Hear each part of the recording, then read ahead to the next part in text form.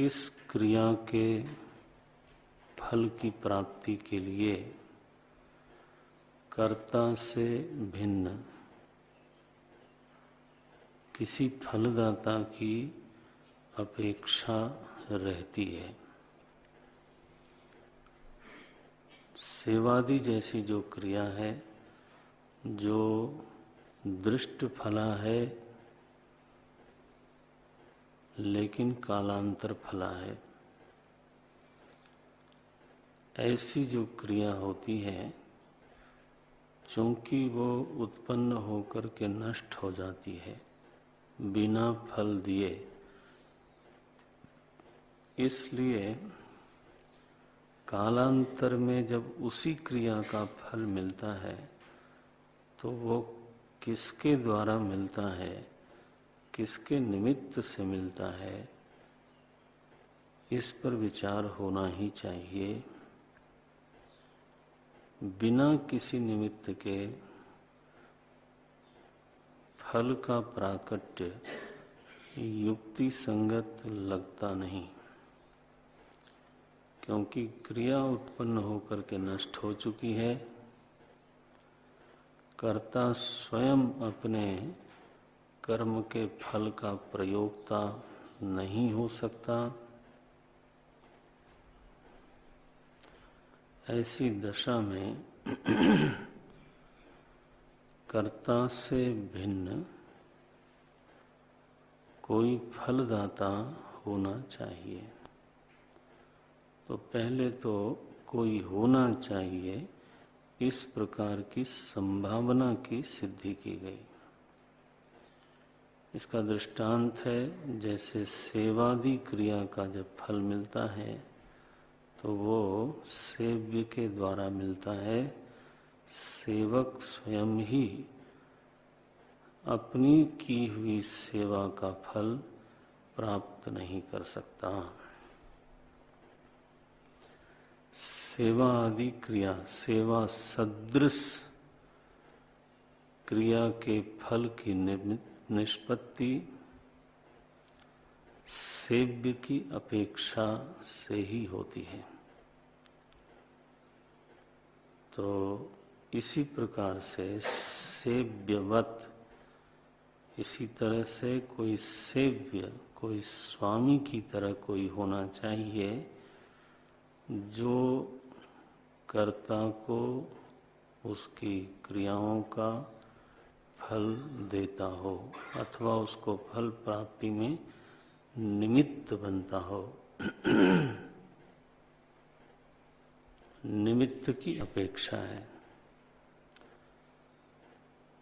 फिर वो कैसा होना चाहिए, ये दूसरा विषय है। होना चाहिए ये पहला विषय है, वो कैसा होना चाहिए ये दूसरा विषय है। कैसा होना चाहिए बोले, उसको कर्म का ज्ञान होना चाहिए, कर्ताओं के सभी कर्मों का ज्ञान होना चाहिए और उस कर्म को प्रभावित करने वाले जितने घटक हैं उनका भी ज्ञान होना चाहिए। जैसे देश, काल, निमित्त, क्रिया की मात्रा, इन सभी विषयों का फलदाता को ज्ञान अवश्य होना चाहिए। जो फलदाता होगा उसको रागादिमान नहीं होना चाहिए। वह स्वयं राग से युक्त अथवा द्वेष से युक्त नहीं हो सकता, अन्यथा न्याय में विघ्न होगा, पक्षपात होगा। सो राग आदि दोषों से मुक्त कोई सर्वज्ञ फलदाता के रूप में अवश्य होना चाहिए। और चूंकि उसके दिए हुए फल को कोई भी अस्वीकार नहीं कर सकता, चूंकि कर्मों के अनुरूप कर्ता के सामने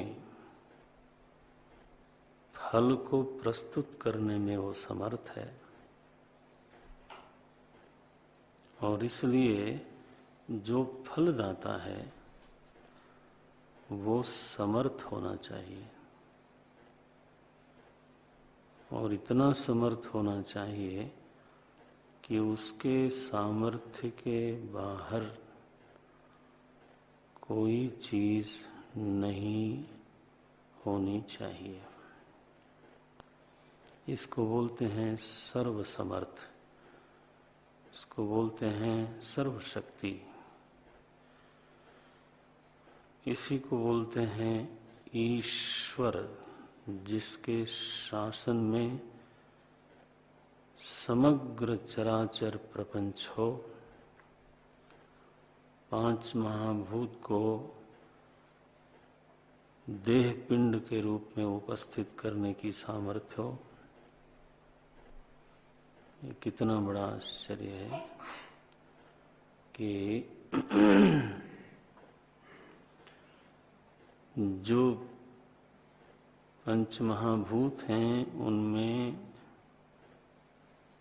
देह का कोई भी आकार विद्यमान नहीं है,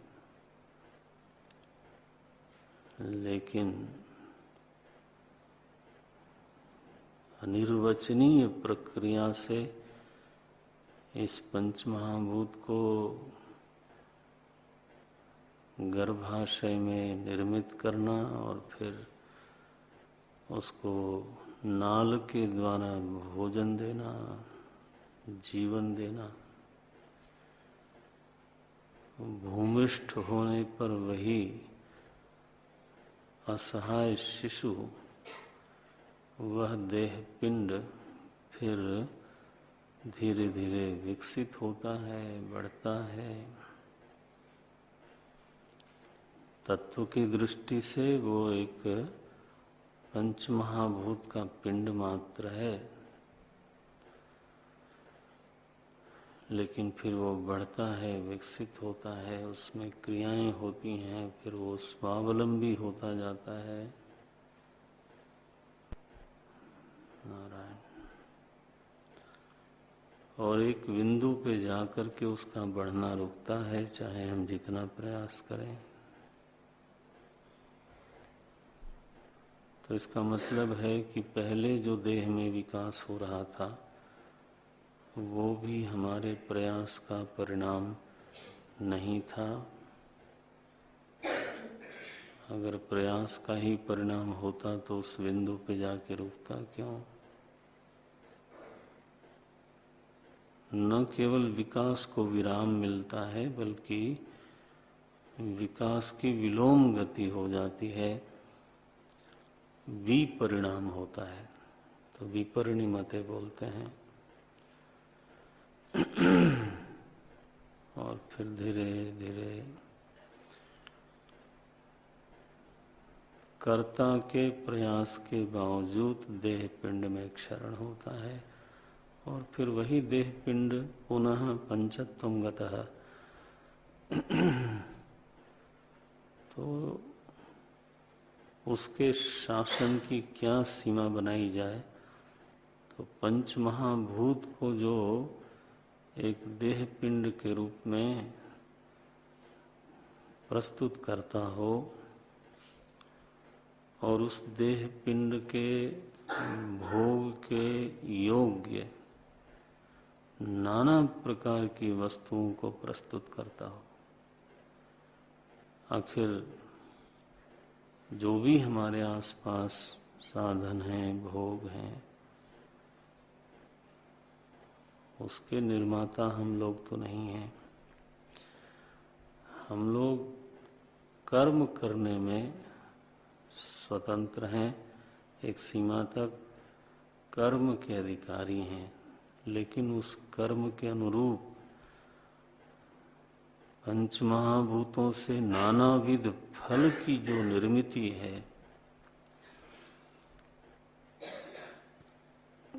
नारायण, ये किसी कर्ता के वश की बात नहीं दिखाई देती। इसलिए न केवल वह सर्वज्ञ है, बल्कि जो फलदाता है वो सर्वशक्ति के रूप में ही सिद्ध होता है, सर्वेश्वर के रूप में सिद्ध होता है।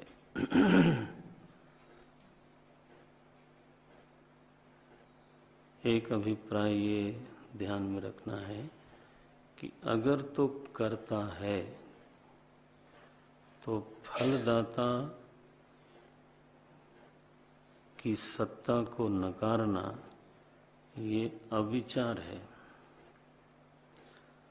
कर्ता को स्वीकार किया गया, कर्म को स्वीकार किया गया, फल को स्वीकार किया गया, भोग को स्वीकार किया गया, लेकिन फलदाता के अस्तित्व को कोई स्वीकार न करे, ये विचार की मंदता, विचार की न्यूनता है।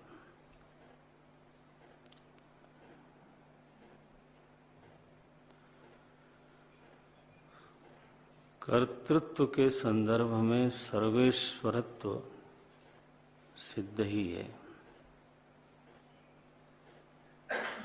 वेदांत कभी भी कर्ता के संदर्भ में ईश्वर के अनस्तित्व को स्वीकार नहीं कर सकता। भाष्यकार बोलते हैं तस्मात् सिद्धः सर्वज्ञ है ईश्वर, इसलिए ये बात सिद्ध है। तस्मात् सिद्धः सर्वज्ञ ईश्वर, सर्व जंतु, कैसा ईश्वर सिद्ध हुआ? सर्व जंतु बुद्धि, कर्म, फल, विभाग, साक्षी। जब हम इन शब्दों का, सामासिक शब्दों का गठन करते हैं तो बहुत सावधानी से एक एक शब्द का निश्चित अभिप्राय है, एक एक शब्द का जो संग्रह किया है भगवान भाष्यकार ने, वो सब प्रयोजन एक निश्चित अभिप्राय को मन में रख के किया। सर्व जंतु बुद्धि, सारे जीवों की बुद्धि का साक्षी है, उनकी चेष्टाओं का साक्षी है, फलों का साक्षी है, फल के विभाग का साक्षी है। और ये ईश्वर कहाँ रहता है, कैसा है, क्या है, तो यह जो बचपन से एक परिकल्पना बनती है, हितैषणी कल्पना है। उसमें दोष माने तत्व की दृष्टि से उसमें विचार दोष हो सकता है, लेकिन हित तो है ही है उसमें। तो कल्पना बनती है कि ईश्वर कोई राजा की तरह होगा,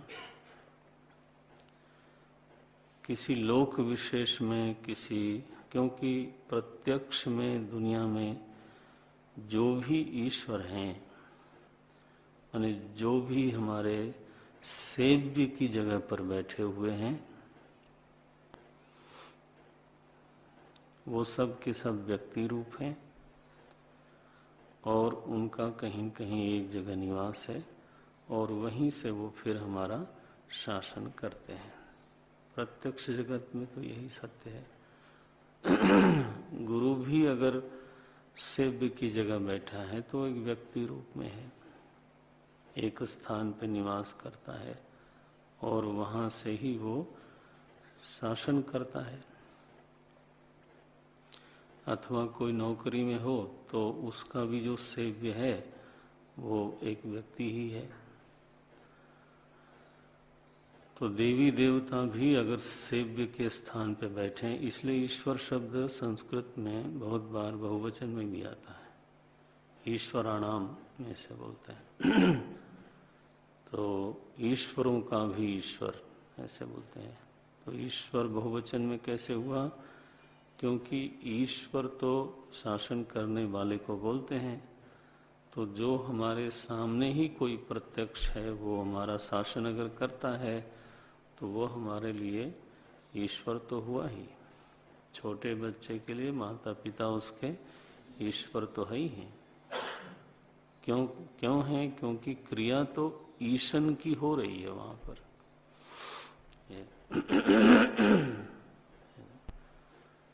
तो जितने भी ईश्वर हमारे अभी तक जीवन में देखे गए, पाए गए, वो सब के सब चूंकि व्यक्ति रूप हैं, अपने से मैं जो व्यक्ति बना बैठा हूं वो मेरे से भिन्न होकर के एक व्यक्ति रूप में है।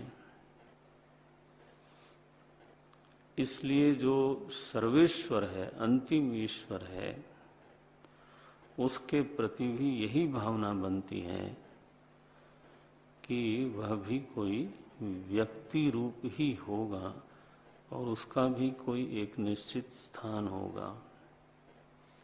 और वहीं से वो न केवल मेरा शासन करता है बल्कि पूरे प्रपंच का, पूरे विश्व का, चराचर सृष्टि का शासन करता है। तो इस अवधारणा में फिर ये कल्पना बन जाती है कि उसका कोई लोक है, चाहे उसका नाम वैकुंठ कर दिया जाए, है ना, चाहे कैलाश कर दिया जाए और वह एक व्यक्ति है। व्यक्ति का मतलब क्या हुआ कि वह एक देहधारी, उसकी एक अपना व्यक्तित्व है। चाहे वो भगवान शंकर के रूप में हो, चाहे वो चतुर्भुज विष्णु के रूप में हो, चाहे वो चतुर्मुख ब्रह्मा जी के रूप में हो, या और कोई शक्ति रूप में हो, देवी दुर्गा के रूप में हो, ये सभी लोग देहधारी ने, क्योंकि आप समझते हो ना, इस अवधारणा का आधार क्या है? तो दुनिया में जो हमने ईश्वर देखे वो ऐसे ही हैं। मैं देहधारी व्यक्ति हूँ और मेरा ईश्वर भी देहधारी कोई व्यक्ति है।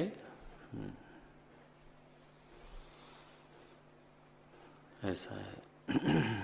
जब हम उसको व्यक्ति के रूप में पहचानेंगे तो उसका एक देश अवश्य होगा, निश्चित होगा, और उसका एक रूप भी अवश्य होगा, है ना। फिर उसका प्रभाव सर्वव्यापक होगा, वो बात अलग है, लेकिन उसका देश और रूप उसमें तो एक आग्रह बनेगा ही बनेगा। तो इस विश्व का, इस पूरे प्रपंच का सम्राट कहाँ रहता है, इसका तो एक निश्चय होना ही चाहिए। कहाँ रहता है भाई? बोले गोलोक में रहता है, या फिर वैकुंठ में रहता है, या फिर क्षीर सागर में रहता है, या फिर कैलाश में रहता है, या फिर ब्रह्मलोक में रहता है। अब लोक में ऐसी बात हुई, उपासना के लिए हमें कोई भी आपत्ति नहीं है, आप ध्यान में रख लेना। उपासना में द्रव्य की प्रधानता नहीं होती। उपासना में शास्त्र सम्मत द्रव्य हो और उसमें भावना की प्रधानता होती है। सुपारी द्रव्य की प्रधानता नहीं है, बल्कि उस सुपारी में की हुई भगवान गणेश की भावना की प्रधानता होती है। उपासना का रहस्य अलग है। वहाँ सत्य का निर्णय करने की अपेक्षा नहीं है। और सत्य के निर्णय का क्षेत्र फिर ज्ञान मार्ग होता है।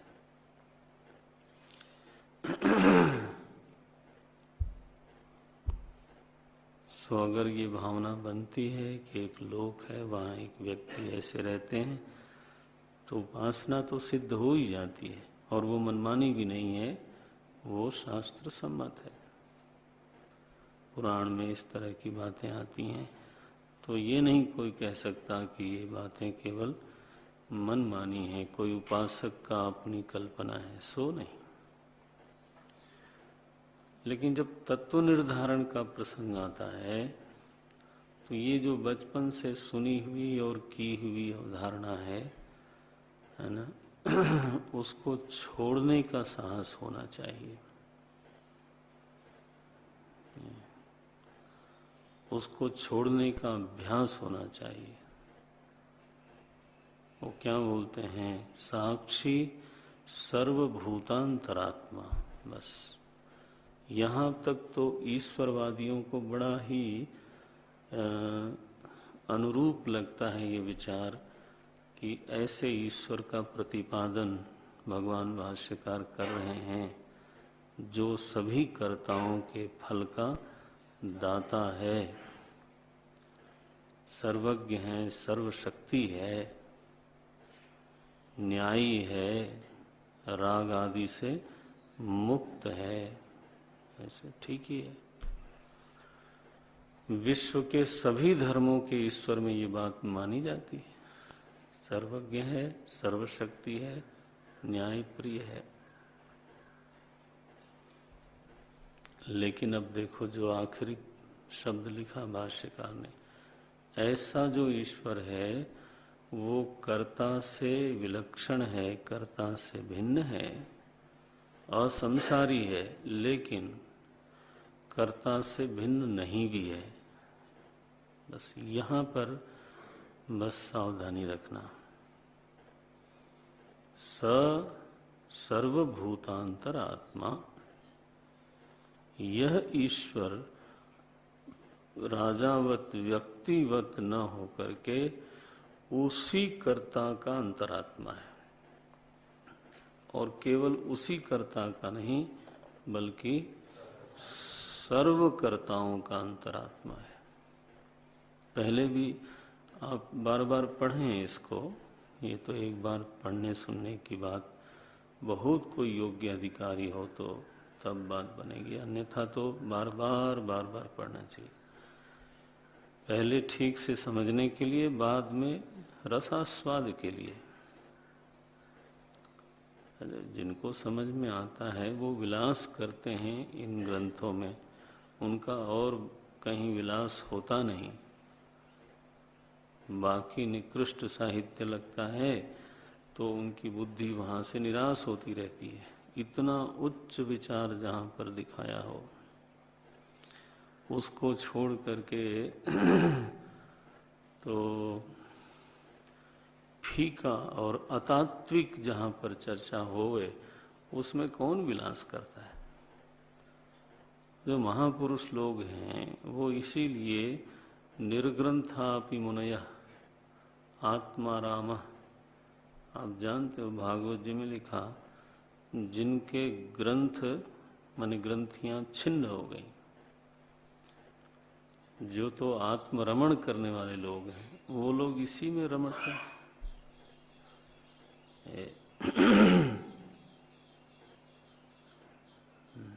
बार बार पढ़ना चाहिए। तो आप देखेंगे कि यहाँ पर जो प्रतिज्ञा है वो एक ही जैसी चलती आ रही है, कभी भी उसमें व्यभिचार नहीं होता।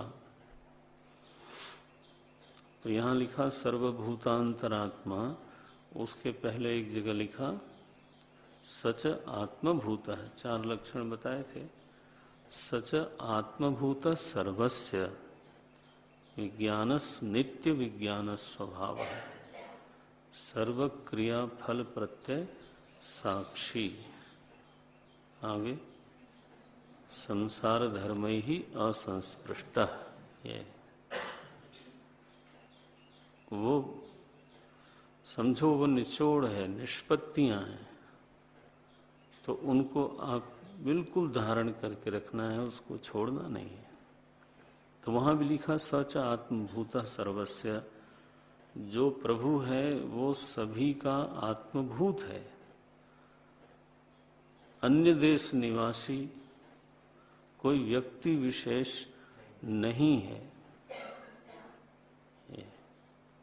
बस यहाँ पर वेदांत का ईश्वर जन साधारण के मन में बसे हुए ईश्वर से भिन्न हो जाता है।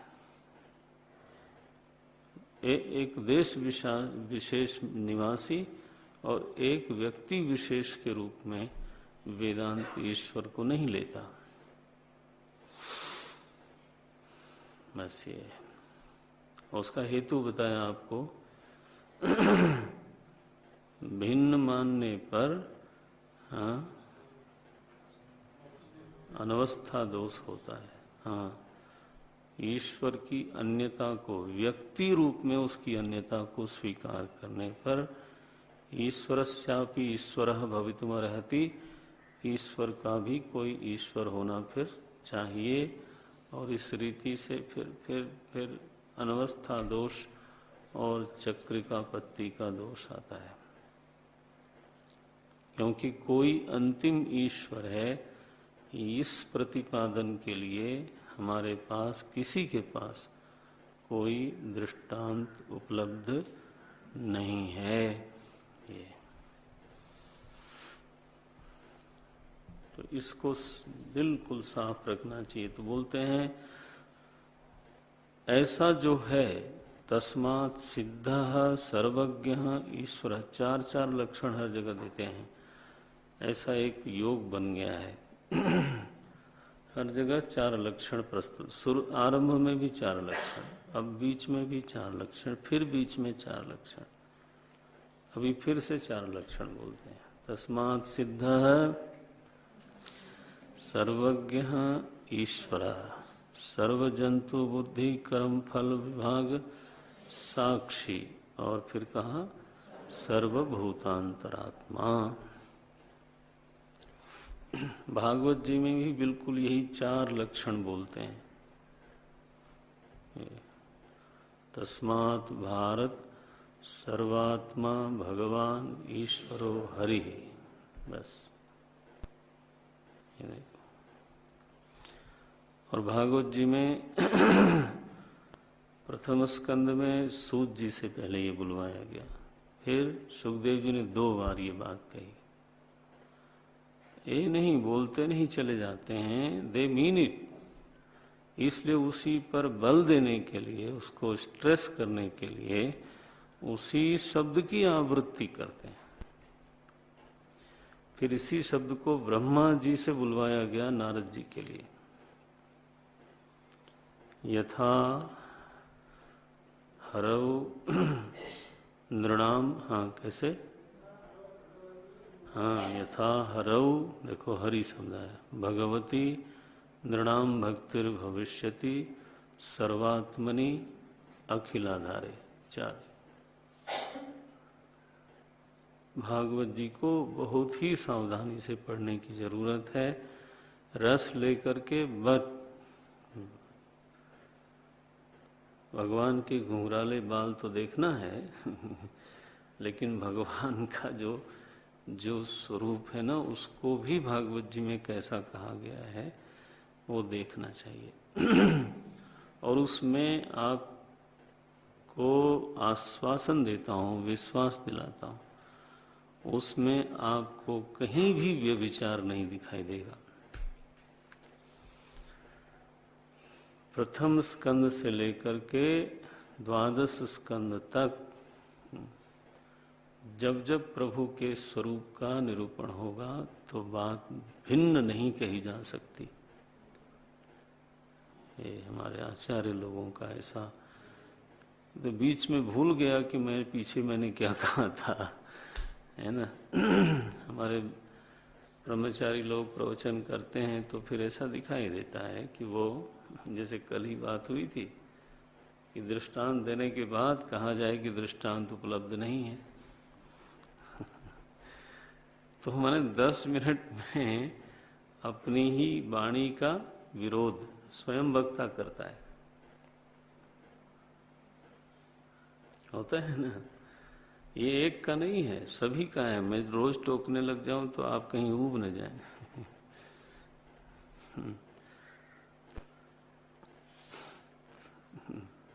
पीछे रजनीश बहुत प्रसिद्ध हुए, तो मैं अहमदाबाद में था तो वहाँ हमारे ब्रह्मचारी लोगों ने कहा कि ये तो अद्भुत है।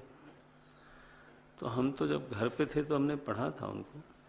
हमने कहा चल ले आओ कोई किताब अगर तुम्हारे पास हो। लाए वो, तो एक पेज में ही उन्हीं के कथन के अंतर विरोध 10 हमने लाल लाइन लगाई।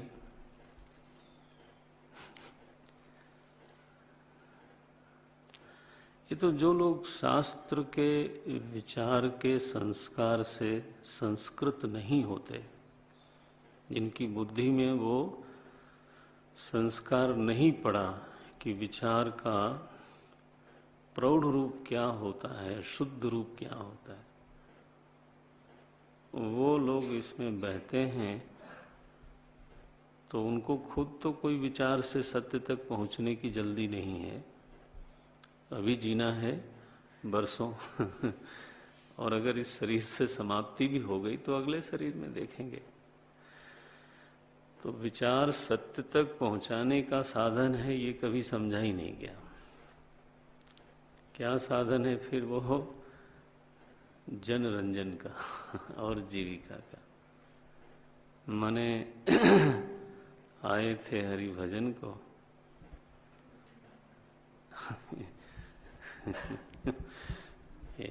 इसको बोलते हैं हाथी से खेत जोतवाना। जो काम बैल कर सकता है उसी काम को हाथी के जरिए करना, तो वो नहीं होना चाहिए। बेचे ही वेद धर्म दोहिले ही गोस्वामी जी ने कहा ऐसे लोग कलयुग में हो जाएंगे, धर्म से दोहन करेंगे और वेद को बेचेंगे। वेद को बेचेंगे माने वेदक ज्ञान की, बोले थोड़ा अजीब सा शब्द है, वेदक ज्ञान की दुकानदारी करेंगे, ये कहना वो नहीं चाहिए। विचार में सौष्ठ, विचार में कसावट होनी चाहिए, व्यभिचार नहीं होना चाहिए प्रतिज्ञा में। सर्वांतरभूत सर्वभूतांतरात्मा।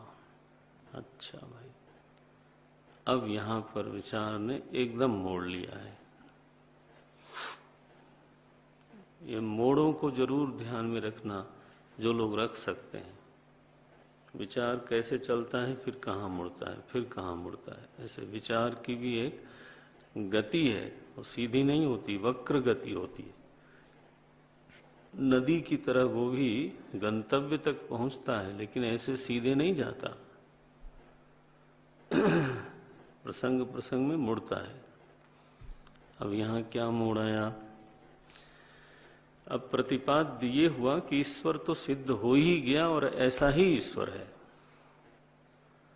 लेकिन अब जो विवाद है या शंका उठेगी वो इस बात पर होगी कि वह सर्वज्ञ है, सर्वेश्वर है, साक्षी है, वो ठीक है, लेकिन वो सर्वांतरात्मा है, कोई व्यक्ति नहीं है ना, अन्य देश निवासी नहीं है, अन्य व्यक्ति विशेष नहीं है, बल्कि वो सभी भूतों का अंतरात्मा है। ये कैसे बोल दिया आपने? क्योंकि सभी जनमानस में यही अवधारणा बिल्कुल सिंहासनारूढ़ है कि वह व्यक्ति विशेष है। हमने भी अगर उपासना की है तो जाने अनजाने में इसी रूप में की है। मंदिर में उनको बैठाया रूपवान बना के अच्छा, मजा ये है कि सर्वभूतांतरात्मा कहने वाले लोग भी मंदिर बनाते हैं। गुरुदेव ने मंदिर बनाए इतने तो महाराज ये बड़ा लोगों को अंतर विरोधी लगता है। लोग आक्षेप करते हैं ना द्वैत वालों पर कि जब तुमको सब ब्रह्म दिखता है तो तुम ब्रह्म को उपदेश कर रहे हो क्या? रामानुजाचार्य जी ने ये सब आक्षेप किया। त्वन्मते उपदेशस्य असंभावना, तुम्हारे मत में उपदेश की असंभावना है। अब हम उधर नहीं जाते। तो ये सर्वभूतांतरात्मा कैसे है भाई? बोले पहले तो मैं सबसे जो प्रबल प्रमाण है ना, उसका आश्रय लेता हूं, वो है श्रुति। श्रुति क्या कहती है ईश्वर के बारे में, बाद में हम आपसे विचार भी कर लेंगे पहले, लेकिन विचार तो प्रमाण नहीं है ना, प्रमाण तो श्रुति है। देखो, ये प्रमाण के रहस्य को भी समझना सबके बस की बात नहीं है। ये बात मानना समाज में कठिन जाता है कि विचार तो प्रमाण है नहीं, क्या शास्त्र की एक पंक्ति जो है वो प्रमाण हो गई। और क्या लगता है, विचार हमारा प्रथम है, शास्त्र जाए इधर उधर तो कोई बात नहीं। शास्त्र की बात को अगर हमें मानना भी है तो हम खींच के लाएंगे उसको अपने मत के अनुसार। तो प्रमाण किसको बनाया? विचार को। ये प्रमाण विभाग भी बहुत साफ जल्दी होता नहीं, जब हो जाए तो समझो एक घटना घट गई।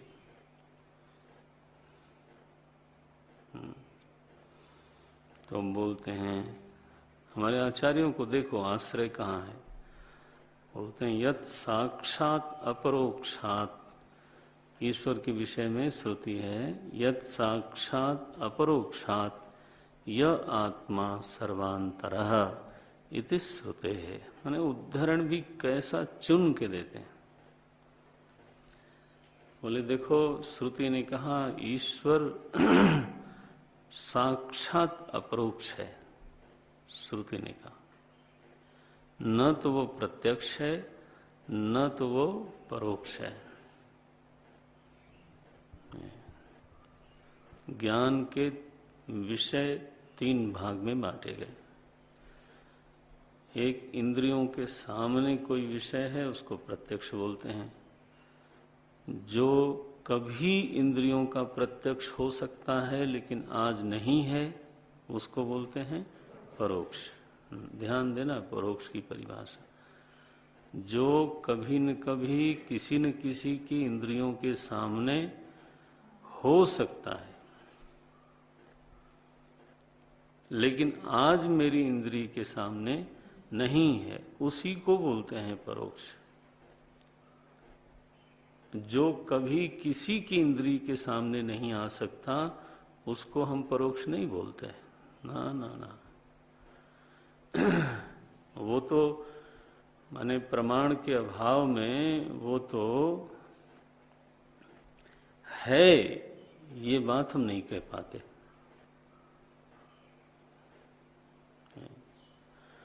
जो चीज प्रमाण से सिद्ध नहीं हो पाती, उसका होना स्वीकार करना एक कल्पना से ज्यादा कुछ नहीं। हमारे यहाँ वस्तु की सिद्धि के दो ही कसौटियां हैं, लक्षण प्रमाणाभ्याम वस्तु सिद्धि। चाहे तो आप इसको लिख लो, वस्तु की सिद्धि लक्षण और प्रमाण से होती है। माने वस्तु में लक्षण होना चाहिए, प्रॉपर्टी होनी चाहिए, और उन लक्षणों को जानने का प्रमाण होना चाहिए। मैं लक्षण हो और प्रमाण ही न हो तो कैसे बताया कि लक्षण है? बिना प्रमाण के तो तुम्हारी कल्पना हुई। ये देखो, ठोस विवेचन शास्त्रों में लक्षण प्रमाणाभ्याम वस्तु सिद्धि। तो एक विषय हुआ प्रत्यक्ष, दूसरा विषय हुआ परोक्ष। ज्यादातर इन्हीं दो विषयों को लोग जानते हैं। तीसरा जो ज्ञान का विषय है वो है अपरोक्ष। अपरोक्ष का अभिप्राय हुआ कि जो प्रत्यक्ष और परोक्ष दोनों से ही विलक्षण है।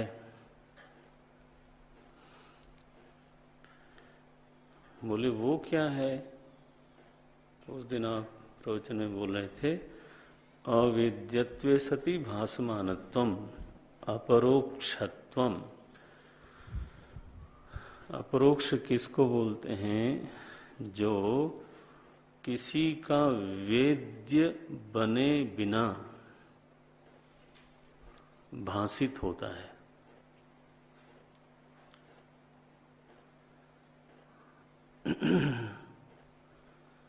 किसी का वेद्य बने बिना,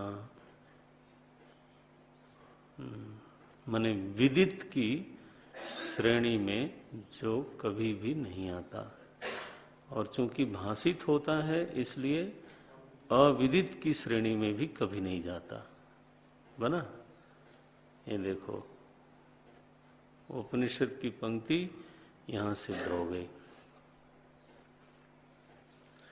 अविद्यत्वे सति भासमानत्वम अपरोक्षत्वम। श्रुति ने ईश्वर के बारे में क्या कहा? बोले देखो, वो न प्रत्यक्ष है न परोक्ष है। वो कैसा है? यत् साक्षात अपरोक्षात। पहला तो ये कहा, वह ऐसा सत है, हमारा प्रभु, हमारा ईश्वर ऐसा है जो अपरोक्ष ज्ञान रूप है। यत् साक्षात माने इन शब्दों से ही ज्ञान हो जाए अगर व्यक्ति अधिकारी हो तो। आप समझते हो? क्योंकि ये अपरोक्ष शब्द और कहीं नहीं घट सकता सिवाय ईश्वर के। ईश्वर कहो, आत्मा कहो, कोई भी वस्तु ऐसी नहीं है जो इस शब्द का विषय बने। ऐसा सुनिश्चित शब्द चुना हुआ है। यत् साक्षात अपरोक्षात, फिर बोल दिया यह आत्मा सर्वांतरः, जो सबके अंतर में निवास करता है, सर्वांतर है। और किस रूप में बैठा है? अन्य रूप में? बोले नहीं, आत्म रूप में। श्रुति ने ईश्वर के बारे में यही कहा गया है, यत् साक्षात अपरोक्षात य आत्मा सर्वांतरः इति श्रुते है। दूसरी श्रुति लीजिए, स एव च अत्र आत्मा जंतूनाम। बोले स, अब देखो कैसा प्रयोग है। स माने परोक्षवाची है ना। क्यों?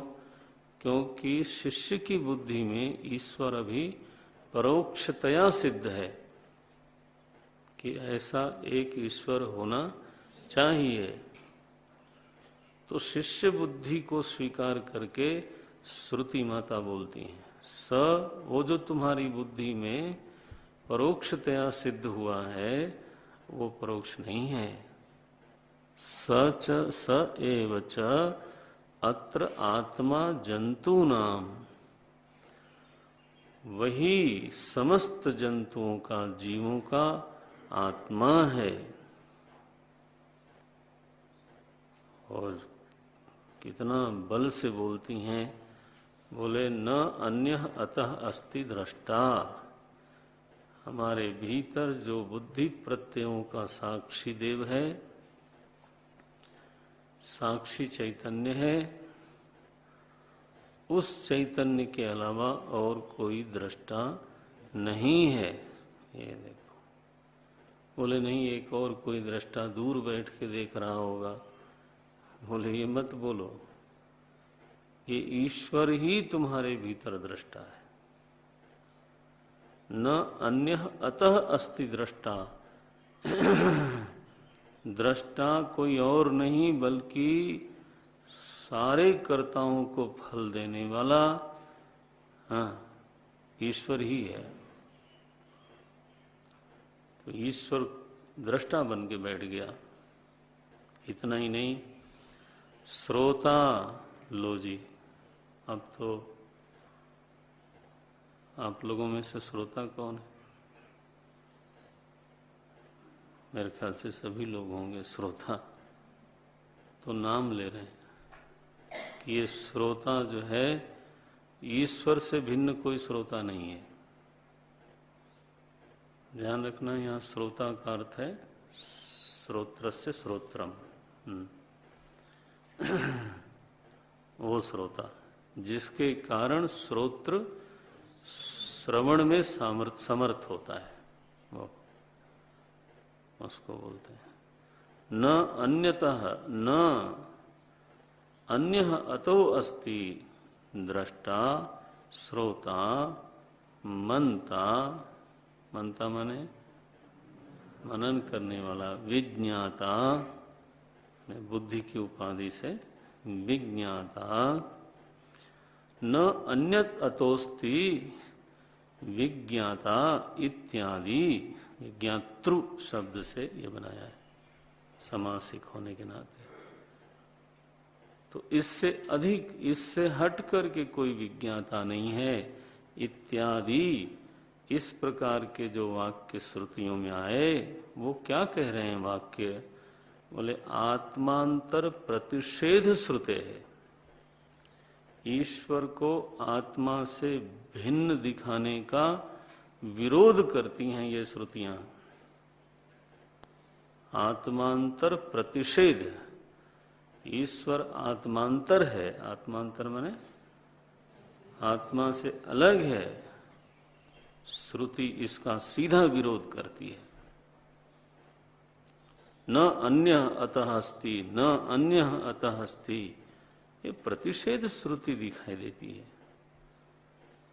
देखो, शिष्य तो साधन चतुष्टय संपन्न, श्रद्धा वित्तो भूत्वा, श्रुति में पूर्ण श्रद्धा है, तभी जा करके वो अपने जो बचपन से और कई जन्मों से साधे हुए उपासना आदि से जो मन में जो ईश्वर का रूप है, तो उससे हटेगा उसका मन।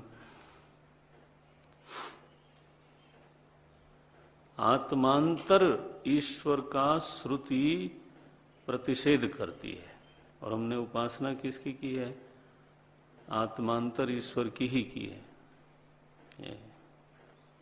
अब श्रुति बल आया सामने, बोले देखो ये ठीक बात नहीं है।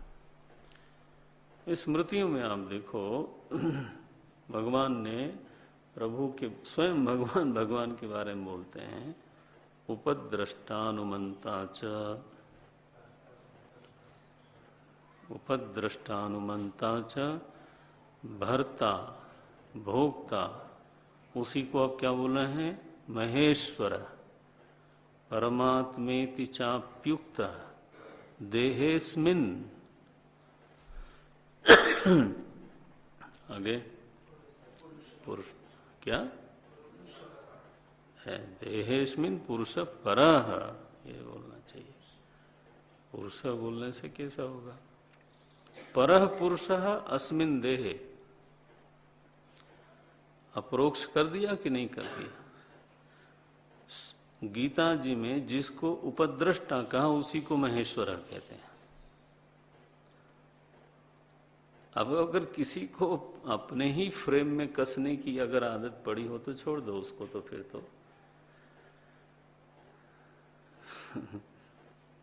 तो श्रुति का ही सिद्धांत है ना। लेकिन समझ में तब आता है जब पहले श्रुति समझाओ। उपद्रष्टा अनुमंता च, यहां तक का भर्ता, और आगे बोलते हैं भोक्ता। भोक्ता बन के बैठा है। महेश्वर बोले उसी को मैं परमात्मा कहता हूं। गीता जी का देखो ईश्वर कैसा है। ईश्वर सर्वभूतानां हृत देशे, वैकुंठ देशे, हृत देशे अर्जुन तिष्ठति। ये तो स्मृति माने हर भागवत जी में आप जगह जगह देखो इस बात को। तो हमारे वैदिक सनातन धर्म का प्रतिपाद्य लक्षित किया हुआ जो ईश्वर है वो ऐसा ही है। उपास्य ईश्वर हमारे ऊपर अनुग्रह करने के लिए तरह तरह से बताया जाता है, फिर तो वो कैसे भी बताया जाए। लेकिन प्रतिपाद्य ईश्वर ऐसा है। देखो बोलते हैं च अत्र आत्मा जंतु नाम न अन्य अतो अस्ति दृष्टा श्रोता मंता विज्ञाता न अन्यत अतो अस्ति विज्ञातृ इत्यादि आत्मांतर प्रतिषेध श्रुते है। ये पहला चरण हुआ। अब दूसरा, यहाँ पे आप समझने के लिए कुछ चिन्ह कर लें, कामा कर लें कि अब दूसरा तर्क है। तत्त्वमसीति च आत्मत्व उपदेशात। ध्यान दो, अब हो गया, आप ध्यान दें। पहले कैसी श्रुति का उद्धरण किया कि ईश्वर को अपरोक्ष आत्मा के रूप में श्रुति ने बताया है। फिर कहा कि आत्मांतर का प्रतिषेध किया है। आत्मांतर ईश्वर का प्रतिषेध किया है। अब तीसरी बात कह रहे हैं कि न केवल आत्मांतर का प्रतिषेध किया है बल्कि आत्मरूप से उपदेश किया है। ये बोलते हैं तत्त्वमसीति च आत्मत्व उपदेशात। तत्त्वमसी वाक्यों के द्वारा उसी ईश्वर की आत्मता का उपदेश है। आत्मता का, कि वह माने भिन्नता का निषेध है और आत्मता का उपदेश है। पॉजिटिवली, केवल निषेध नहीं है बल्कि एक पॉजिटिव स्टेटमेंट है। तत्त्वमसीति आत्मत्व उपदेशात। अब यहां बहुत सुंदर बोलते हैं, बोले मिट्टी के ढेले को कोई मूर्ख भी नहीं कहेगा कि ये स्वर्ण है। बोलने का ढंग देखो भाष्यकार का। बोलते हैं नहीं मृत पिंड कांचनात्मत्वेन उपदिश्यते। बोले एक मिट्टी का ढेला स्वर्ण के रूप में उपदिष्ट नहीं हो सकता। तो ये जो तुम व्यक्ति मिट्टी के ढेले हो हैं, अगर तुम सचमुच में मिट्टी के ढेले ही होते तो तुमको तत्त्वमसी से ये नहीं कहा जाता कि तुम ब्रह्म हो। अन्य वस्तु को अन्य के रूप में उपदेश नहीं किया जा सकता। इसका मतलब है कि श्रुति ये जानती है और आपको बताना चाहती है कि तुम अपने को भले व्यक्ति समझते हो तो समझो, वो आपका विचार है, लेकिन तुम हो कौन? बोले ब्रह्मा। स्वर्ण पिंड को ही स्वर्ण के रूप में उपदेश किया जा सकता है, मृत पिंड को स्वर्ण पिंड के रूप में बताया नहीं जा सकता। ये ओम नारायण, बहुत ही बढ़िया। नहीं मृत पिंड कांचनात्मत्वेन उपदिश्यते। यहां तक तो हमारी प्रतिज्ञा हो गई। अब प्रतिज्ञा को पुष्ट करने के लिए पूर्व पक्ष आया। अब ध्यान रखना, अब जो चर्चा हो रही है वो निरीश्वरवादी और ईश्वरवादी के बीच में नहीं हो रही है। उसी समय खांसा, कंट्रोल तो नहीं होता खांसी पर, क्या किया जाए, फिर से बोलना पड़ेगा। पहले जो चर्चा हो रही थी वो निरीश्वरवादी और ईश्वरवादी में हो रही थी। अब इसलिए मैंने कहा विचार का मोड़ है ये। अब ईश्वरवादी और ईश्वरवादी के बीच में चर्चा है। भेद दोनों में क्या है? एक ईश्वर को व्यक्ति विशेष मानता है, आत्मांतर मानता है।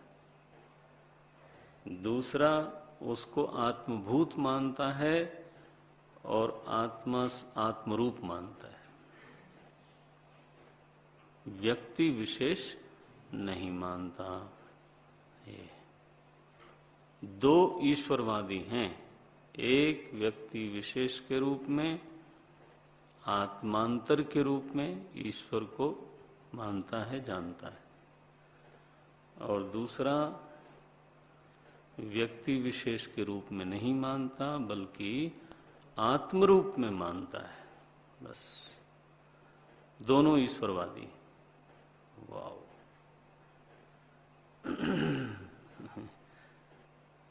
कभी ऐसे ना चर्चा हो गए तो मन में आता है कि अरे आत्मा ही ईश्वर है, ऐसा बोलते हैं तो उसमें ईश्वरत्व तो क्या हुआ? आत्मा निर्विकार चेतन तो हो सकती है, लेकिन उसको ईश्वर तो फिर भी कहीं तो है, उसको तो फिर कोई दमदार चीज होनी चाहिए। ये तो केवल चेतन होने से ईश्वर की क्या बात है? ईश्वर तो कोई दम वाली चीज होनी चाहिए। वो दम वाली तो है, लेकिन है वो आत्मरूप ही, आत्मांतर नहीं। तो महाराज इस वाद को देखा जाए, ये हमारे भीतर ही दोनों वाद हैं, बाहर भी हैं भीतर भी हैं। तो वो कहते हैं, पूर्व पक्ष उठाते हैं कि बोले महाराज भेद एवेति चेत, मूल वाक्य क्या है? भेद एवेति चेत।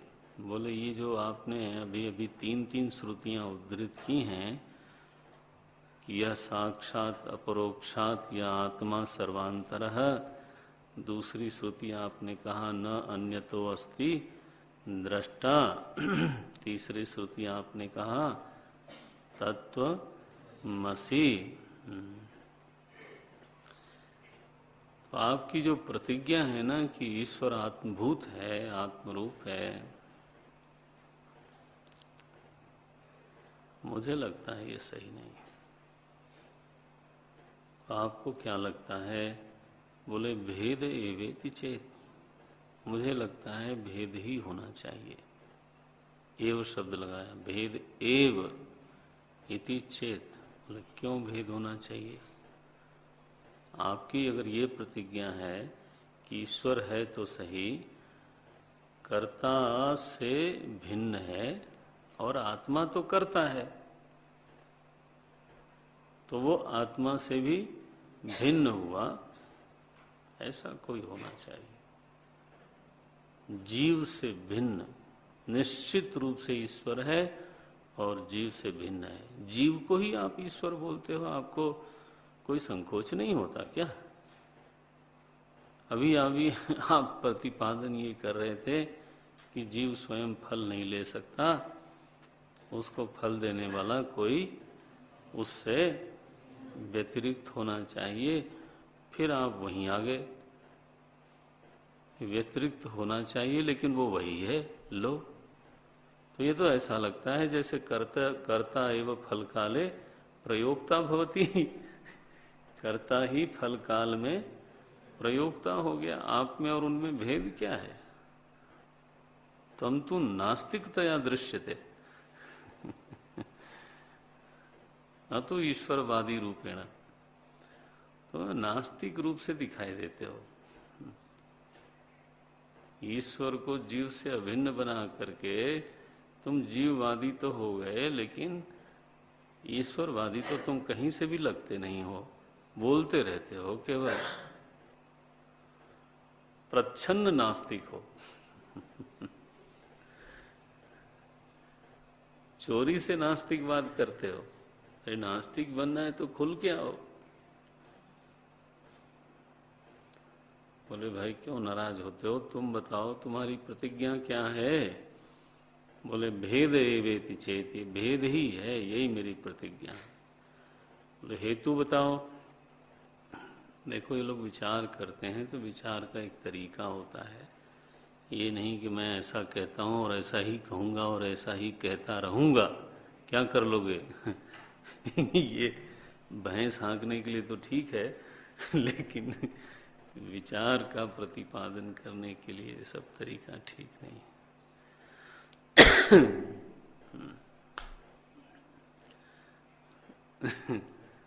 जिसकी लाठी उसकी भैंस, वहां तक तो ठीक है, भैंस ही उसकी हो सकती है, तत्व नहीं। लाठी वाले के हाथ में तत्व नहीं आता। सच में तो भैंस भी नहीं आती। लेकिन ये लोग देखो प्रतिज्ञा करी तो हेतु बोलते हैं। बोले ज्ञान, शक्ति, कर्म, कितना बड़ा समास बनाया है देखो। मैं बोलता रहता हूँ आपसे, संधि और समास ठीक होना चाहिए कम से कम। वो किताब है उसको पढ़ा करो कम से कम। ये 2 प्रकरण तो आधे घंटे रोज पढ़ना ही चाहिए, स्वाध्याय करना चाहिए कम से कम। बोलते हैं ज्ञान, शक्ति, कर्म, उपास्य, उपासक, शुद्ध, अशुद्ध, मुक्त, अमुक्त, भेदात आत्म भेद एवेति चेत। प्रतिज्ञा इसमें कैसा है? आत्म भेद एव, आत्मा से अभेद नहीं बल्कि ईश्वर आत्मभेदः ईश्वरः, आत्मा से भिन्न ही है वो ईश्वर। क्यों? हेतु क्या है? बोले भेदात, क्योंकि भेद है दोनों में। कहाँ भेद है? तो गिनाया, ज्ञान में भेद है, शक्ति में भेद है, कर्म में भेद है, तीनों में भेद है। फिर जीव ईश्वर उपास्य है, जीव उपासक है, वो शुद्ध है, जीव अशुद्ध है, ईश्वर नित्य मुक्त है और ये अमुक्त है। भाष्यकार जो है हमारे दिल की बात बोलते हैं कि हमको भी तो ऐसा लगता है ये, और है भी सच्चाई। जीव भाव में बैठे हुए व्यक्ति का यही सच है कि उसका ज्ञान, उसका कर्म, उसकी शक्ति, उसका उपासना सब अलग अलग है। तो ये हेतु दे दिया। अब हेतु का विवरण करते हैं। भाष्यकार ने कहा ये जो आप बात करते हो मैं इसको मानता नहीं। बोले पहले आप सुन तो लो। बोले नहीं, सुनूं तो मैं भी सुनूंगा, लेकिन पहले आप हमारी सुन लो ना। सिरे से मैं मना करता हूं कि ये जो आपने भेद कहा है वो स्वीकार्य नहीं है। आत्मांतर ईश्वर की बात स्वीकार्य नहीं है ना। क्यों? भेद दृष्टि अपवादात, भेद दृष्टि का श्रुति में अपवाद किया गया है। और प्रमाण जो है ना वो तो श्रुति है। इसलिए मैं तो श्रुति बल को सामने रख करके बात करूंगा। भेद दृष्टि अपवादात, ये क्या भाई? बोले यदुक्तम संसारिणः ईश्वरात् अन्यः अन्या इति, जो आप बोलते हो कि ईश्वर से ये संसारी लोग अलग हैं, वो सही नहीं है। तन्न किम तरहि, सॉरी, ये उनका पक्ष है। क्या बोलते हैं? यदुक्तम संसारिणः ईश्वरात् अनन्या इति, अनन्या शब्द है। बोलते हैं आप जो ये बात बोलते हो, भाष्यकार ने मना कर दिया है भेद दृष्टि अपवादात। लेकिन अब पूर्व पक्ष ने कहा कि हम पहले विवरण करते हैं अपने हेतु का, उसको सुनो। क्या हेतु दिया? बोले यदुक्तम, जो आपने कहा वो मैंने समझा। क्या कहा आपने? संसारिणः ईश्वरात् अनन्या इति, संसारियों को आपने ईश्वर से अनन्य बताया। ये शब्द देखना, संसारियों को ईश्वर से आपने अनन्य बताया। तत् न, बोले ये सही नहीं है। भाष्यकार ने पूछा किम तरहि, तो क्या सही है तुम्हारे मत में? बोलते हैं भेद एव, भेद ही है। किसमें? संसारी आत्मनाम। संसारी और आत्मा के बीच में, आत्मा माने यहाँ परमात्मा ईश्वर, संसारी और ईश्वर के बीच में भेद एव, भेद ही है।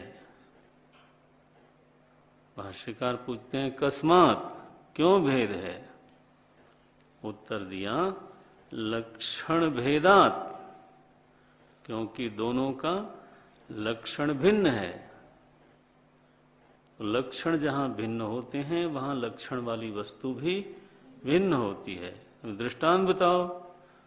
बोले अश्व महिषवत, बहुत ही भयंकर दृष्टांत है। बोले घोड़े और भैंस में आपको अंतर नहीं दिखता?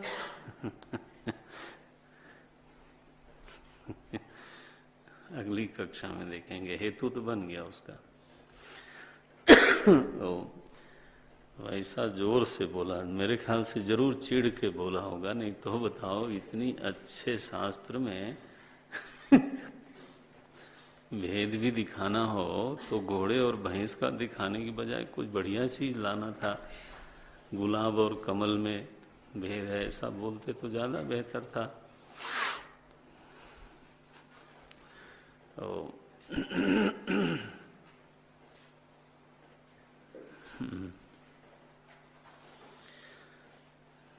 ओम पूर्णमदः पूर्णमिदं पूर्णात् पूर्णमुदच्यते पूर्णस्य पूर्णमादाय पूर्णमेवावशिष्यते। ओम शांति शांति शांति। हरि ओम श्री गुरुभ्यो नमः। हरि ओम।